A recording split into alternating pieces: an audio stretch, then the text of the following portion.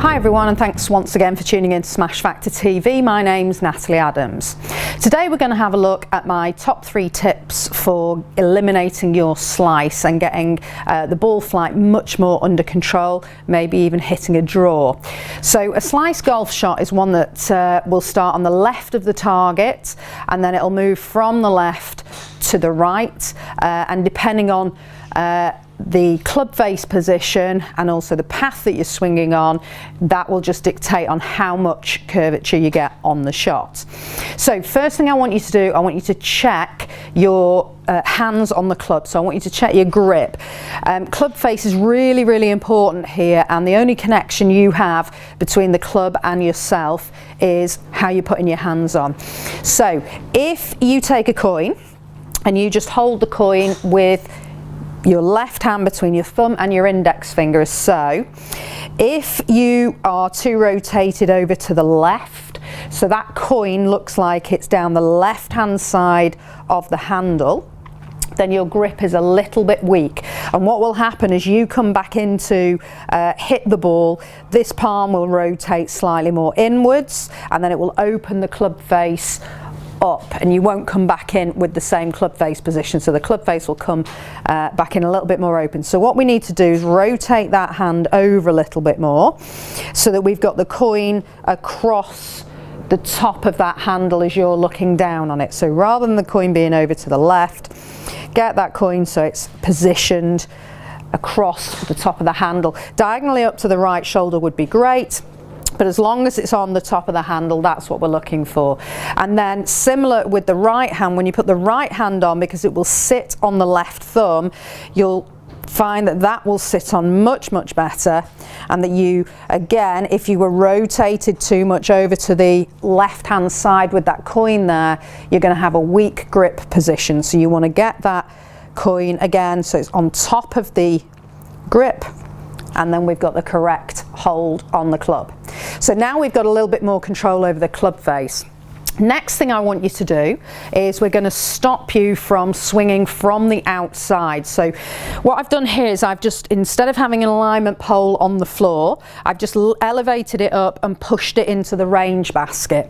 And then what you would want to do, if you just position your golf ball directly under it, okay, it doesn't matter how far along the pole is, I just come to the end of the pole, but once you've set up, you've got that club face under control because we've got the hands on in a much better position. Take your stance up. Now if you're somebody who hits a slice, what will happen is when you swing the club back, you may take the club a little bit on the outside, and you can see there that you'd hit that pole as you take the club back. So this is going to encourage you to turn a little bit better.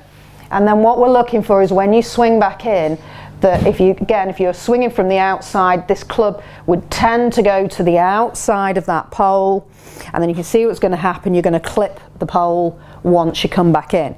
So what we want to do is swing to the top and then just get the feeling of how to bring that club back, so that I would really work on here that as you swing back in, you get the butt of the club feeling like it's pointing towards the ball, and then that club face will be able to slide underneath that alignment pole. And just do that very gently to start with, because if you are someone that comes in over the top, you're going to clip that pole. What you could do, just put a bit of foam on it, so pipe lagging would be good, or a pool noodle would do the same sort of thing, and then if you do hit it, you're hitting the foam rather than hitting the alignment pole, so it won't be quite as loud. But that will help give you the feeling of how to swing back in. Okay, final tip would be club face control. Now I'm just going to put an alignment tool onto the club face there. So what we want to do on that downswing, get the hands on correctly, and when we make that backswing, we want to make sure that as we swing down that the club face isn't open. Now if that club face is open, I'm hoping there you'll be able to see where the alignment tool is pointing. It's not pointing down at the target line. So this club face is open, and that will also promote me to get the club head to the far side of the target line so that I can pull across the target line in an attempt to try to get the club face aiming at the target as I strike the ball.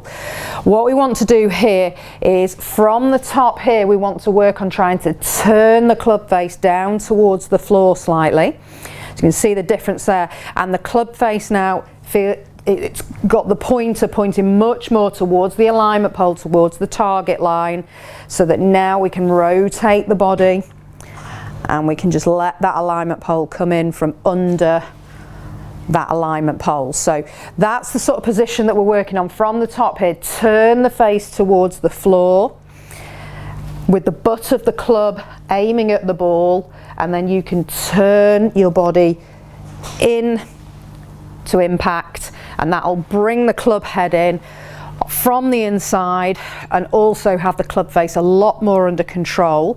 So we should start to see that you're hitting the ball to the right of the target with a little bit of draw if you're doing that correctly. So they're my top 3 tips on how to eliminate your slice. Have a go at those, just gently to start with the alignment pole. Maybe half swings, just getting used to the feel of that. Build it up to a 3/4 swing, and then once you're feeling a bit more confident, take it up to the full swing. It's a game-changing golf tip.